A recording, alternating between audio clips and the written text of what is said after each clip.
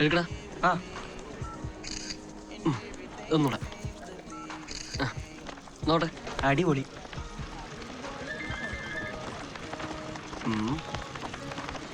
കൊള്ളല്ലേ?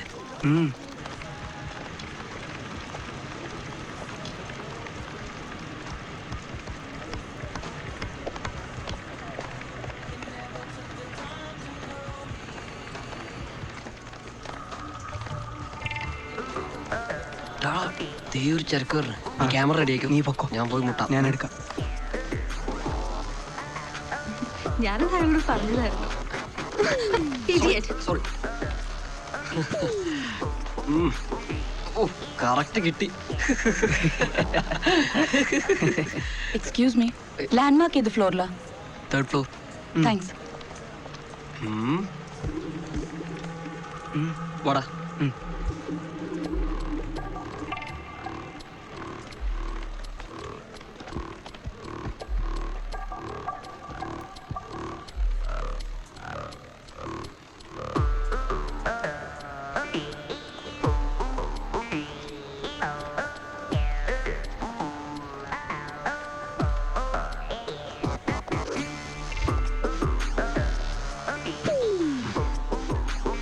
പൊക്കോ.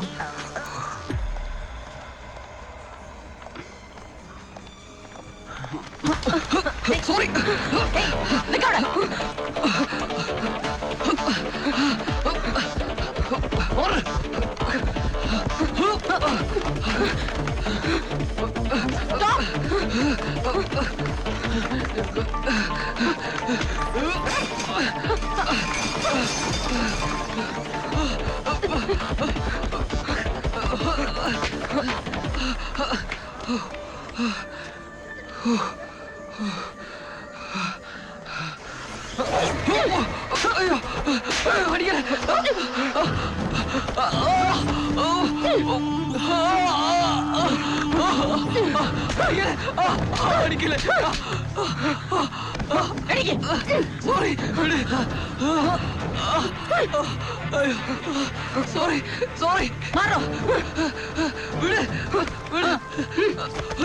വണ്ടിയിലേറ്റ്.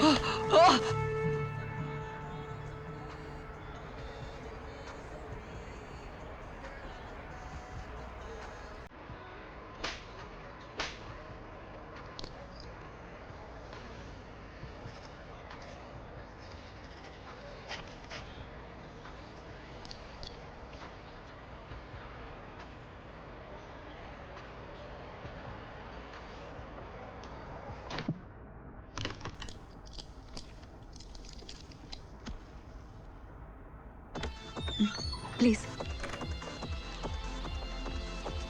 മാം, ഒന്ന് ടച്ചപ്പ് ചെയ്താലോ?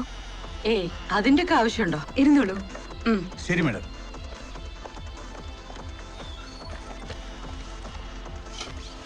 So can I? Okay ma'am. ഞാൻ ന്യൂസ് ടിവിയിൽ ഒരു ഇന്റർവ്യൂവിന് വന്നിരിക്കുക. 1 മണിക്കൂർ കഴിഞ്ഞ് എന്നെ ഫോണിൽ കിട്ടൂ. Okay?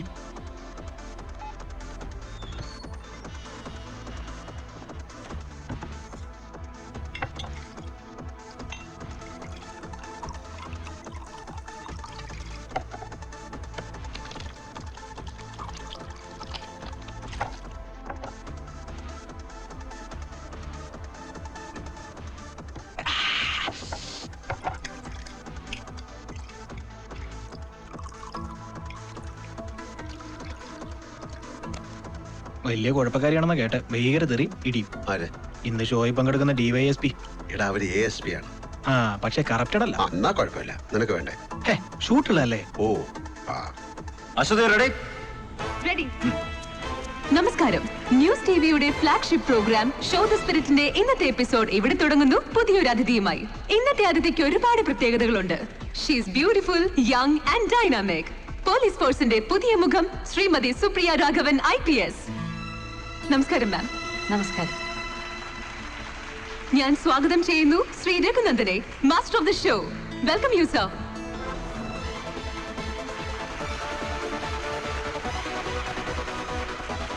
Welcome miss Supriya Raghavan. സ്വദേശം തൃശൂർ, കേരളത്തിന്റെ സാംസ്കാരിക തലസ്ഥാനത്ത് ജനനം, അവിവാഹിത. വീട്ടിൽ അച്ഛനും അമ്മയും 2 സഹോദരികളാണ് സുപ്രിയയ്ക്ക്. മൂത്തയാൾ സ്കൂൾ അധ്യാപിക, ഭർത്താവ് ടെലികോമിൽ, എറണാകുളത്ത് സ്ഥിര താമസം. ഇളയാൾ എഞ്ചിനീയറിംഗിന് പഠിക്കുന്നു, കോഴിക്കോട് NIT-യിൽ. ഓക്കെ. സുപ്രിയയുടെ അച്ഛൻ പോലീസ് ഡിപ്പാർട്ട്മെന്റിലായിരുന്നു അല്ലേ? ഡിപ്പാർട്ട്മെന്റിൽ എന്ന് പറയുമ്പോ yes, he was A constable. ഏറെ അഭിമാനമുണ്ടാകും ആ അച്ഛന് മകളുടെ ഈ അച്ചീവ്മെന്റ് കാണുമ്പോൾ. Congratulations sir. അച്ഛൻ ഈ പ്രോഗ്രാം കാണുന്നുണ്ടാവും അല്ലേ? സുപ്രിയ ഒരു തൃശ്ശൂർക്കാരിയാണെങ്കിലും സംസാരിക്കുമ്പോൾ ആ തൃശ്ശൂർ ഭാഷ അല്ലെങ്കിൽ ഡയലക്ട് അത്ര പ്രകടമല്ല. അതെന്തേ? പഠിച്ചതൊക്കെ മറ്റു സ്ഥലങ്ങളിലായിരുന്നു, അതുകൊണ്ടാവാം. അതെ, അത് ഞാൻ ശ്രദ്ധിച്ചു. ഡിഗ്രി പാലക്കാട് മേഴ്സി കോളേജിൽ, PG കോഴിക്കോട് പ്രോവിഡൻസിൽ. എന്തേ തൃശ്ശൂർ വിമല കോളേജുകാർ അഡ്മിഷൻ തന്നില്ലേ? തരാഞ്ഞിട്ടല്ല, ഞാൻ അപ്ലൈ ചെയ്തില്ല. 1-2 അടുത്ത ഫ്രണ്ട്സ് മേഴ്സിയിൽ അഡ്മിഷൻ ട്രൈ ചെയ്തപ്പോ ഞാനും ചെയ്തു. കൂട്ടുകാരികളെ പിരിയാനുള്ള ബുദ്ധിമുട്ട്. കൂട്ടുകാരികൾ എന്ന് വെച്ചാൽ ഒന്ന് നഫീസ സിയാദ്, അവരിപ്പോ അൽ റാഷിദ് ബാങ്ക് ദുബായിൽ. മറ്റേയാൾ സാറ ഇമ്മട്ടി, അവരിപ്പോ ഭർത്താവുമൊത്ത് അയ്യന്തോൾ കളക്ടറേറ്റിനടുത്ത് താമസം. She's A home maker. Miss ചെയ്യുന്നുണ്ട് ആ പഴയ കാലം, ഒരുപാട് കൗതുകം തോന്നിക്കുന്ന ആ ഭാഷ. നീ ഒന്ന് വേഗമായോ, നീ ഇങ്ങനെ കുണിങ്ങാറുന്നുണ്ടല്ലോ, ബസ് മിസ്സാവട്ടാ. ഏതാ മോർണിംഗ് സ്റ്റാറല്ലേ, അത് പോയിക്കോട്ടെ. ആയില കിളിച്ചക്ക ഉണ്ടല്ലോ, അവനൊരു സൈസ് സാധനാട്ടാ. കാണുമ്പോ ഒരുമാതിരി ഈച്ചറുള്ള നോട്ടാ ചെക്കന്. അങ്ങനെയെല്ലാം പറഞ്ഞ് ബസ് സ്റ്റാൻഡിൽ നിന്ന് നല്ല നാളുകളെ കുറിച്ചൊക്കെ ഓർക്കാറുണ്ടോ? So you are an actor too. നല്ല നടനാണല്ലോ. അങ്ങനെയും ചിലർ പറയാറുണ്ട്. ഈ ഫ്രണ്ട്സിന്റെ ഡീറ്റെയിൽസ് ഒക്കെ എങ്ങനെ? അത്രയൊക്കെ അന്വേഷിച്ചറിഞ്ഞു എന്നെ കുറിച്ച്? അതാണ് ഷോ ദ സ്പിരിറ്റിന്റെ പ്രത്യേകത. ഇവിടെ വരുന്ന നമ്മുടെ അതിഥിയെ അറിയാൻ അവരെ കുറിച്ച് ലഭ്യമാകുന്ന എല്ലാ വിവരങ്ങളും ഞങ്ങൾ ശേഖരിക്കാറുണ്ട്.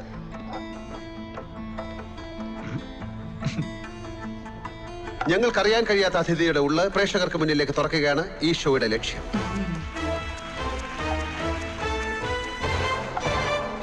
കഴിഞ്ഞ ദിവസം നഗരത്തിലെ ഒരു ഷോപ്പിംഗ് മാളിൽ വെച്ച് സുപ്രിയ മാഡത്തിനോട് അപമര്യാദയായി. അപമര്യാദ എന്ന് വെച്ചാൽ അനുവാദമില്ലാതെ ശരീരത്തിൽ അഥവാ ഒരു അവയവത്തിൽ സ്പർശിച്ചോടിയ ഒരു കുട്ടിയെ.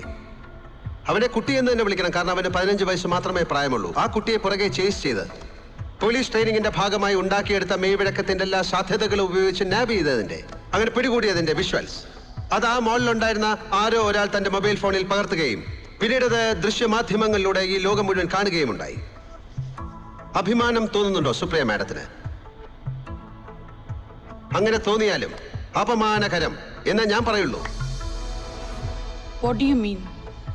യൂണിഫോം അഴിച്ചുവെച്ച് വീട്ടിൽ നിന്ന് സ്കൂൾ ബാഗിനുള്ളിൽ കടത്തിയ കാഷ്വൽ വെയർ ധരിച്ച് മാളുകളിൽ കറങ്ങുന്ന നമ്മുടെ പട്ടണങ്ങളിലുള്ള അനവധി കുട്ടികളിൽ ഒരാളാണവൻ. അവനൊരു ഡ്രഗ് അഡിക്റ്റ് ആണ് എന്നൊരു സ്റ്റേറ്റ്മെന്റ് മാഡം പറഞ്ഞു കണ്ടു. എന്ത് തരം ഡ്രഗ് ആണ് അവൻ യൂസ് ചെയ്യുന്നത്? പബ്ലിക് ഹെൽത്ത് ലാബിൽ നിന്ന് ആ റിപ്പോർട്ട് ഇനിയും വന്നിട്ടില്ല. SP tablets. അതൊരു തരം സൈക്കാട്രിക് ഡ്രഗിന്റെ കോഡ് നെയിമാണ്. ശരിയായ പേര് വെളിപ്പെടുത്താൻ സാധിക്കാത്തതുകൊണ്ട് ഞാനത് പറയുന്നില്ല. അപകടകാരികളായ മനോരോഗികൾക്ക് ഫിസിഷ്യൻസ് കൊടുക്കുന്ന ഒരു റിലാക്സേഷൻ ഇൻഡ്യൂസർ ആണത്.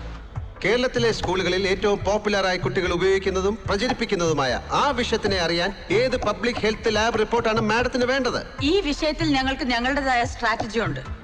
ഓക്കെ, എന്താണ് ആ സ്ട്രാറ്റജി? ഡ്രഗിന്റെ സപ്ലൈ കട്ട് ചെയ്യുക, അത് ഡീൽ ചെയ്യുന്നവരെ ഐഡന്റിഫൈ ചെയ്യാൻ സ്നിഫ് ഗ്രൂപ്പ്സിനെ ചുമതലപ്പെടുത്തുക. അങ്ങനെ ഒരു 5 സ്റ്റെപ്പ് പ്ലാൻ. ഡീറ്റെയിൽസ് മുഴുവൻ റിവീൽ ചെയ്യുക, അത് ശരിയാവില്ലല്ലോ.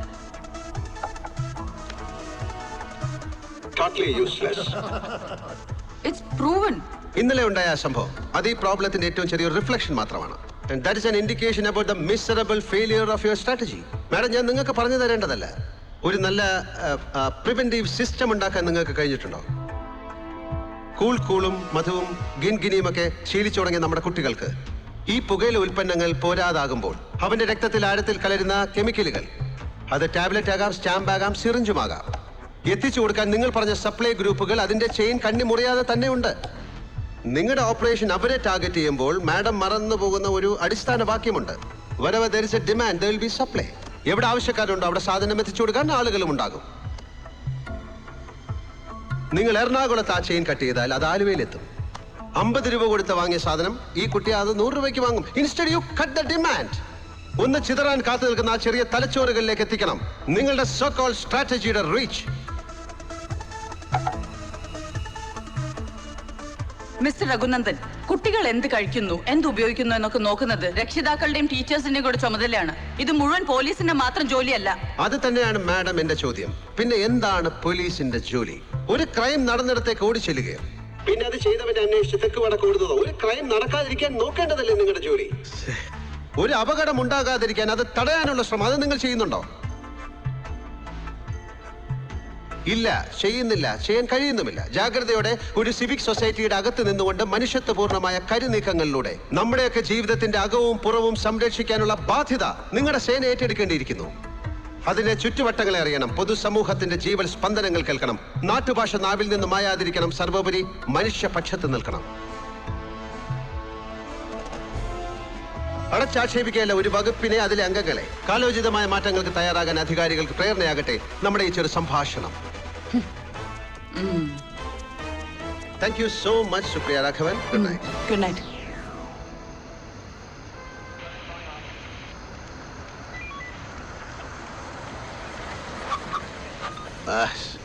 നോക്കി ചവിട്ടി സാറേ.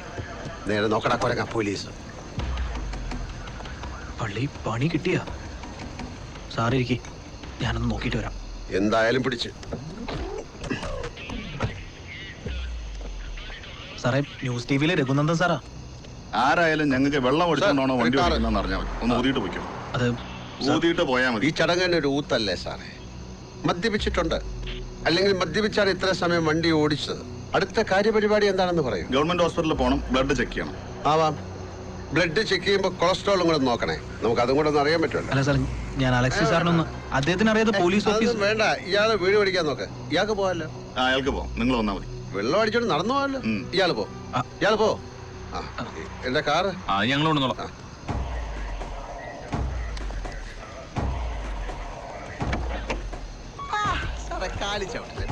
സോറി. അതെ, പോലീസ് സ്റ്റേഷനിൽ നടക്കലാണുള്ളത്. ആശാനകത്തും ഞങ്ങൾ പുറത്തു. അതന്നെ, വണ്ടി റിലീസ് ചെയ്ത് കിട്ടിട്ട് എന്താ കാര്യം? ആശാനെ റിലീസ് ചെയ്ത് കിട്ടണ്ടേ? അപ്പൊ അതെ, വേറെ വണ്ടി വന്നിട്ടുണ്ട് കുടിയന്മാരെയും കൊണ്ട്. കണ്ടാ നല്ല യോഗ്യന്മാര്. എന്നാ അങ്ങനെ ആവട്ടെ. രഘുനന്ദൻ സാറല്ലേ?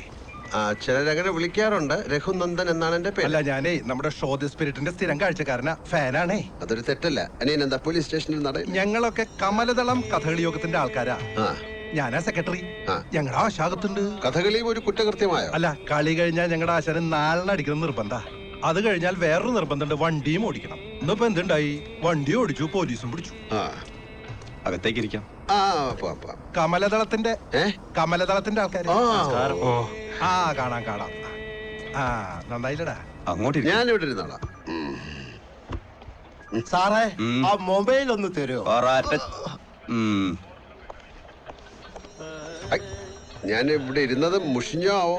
ആകെ മുഷിഞ്ഞ് നാറിയിരിക്കുക. ഇനി എന്തു നോക്കാൻ? താനിരിക്കുക. പച്ചയായിരുന്നു.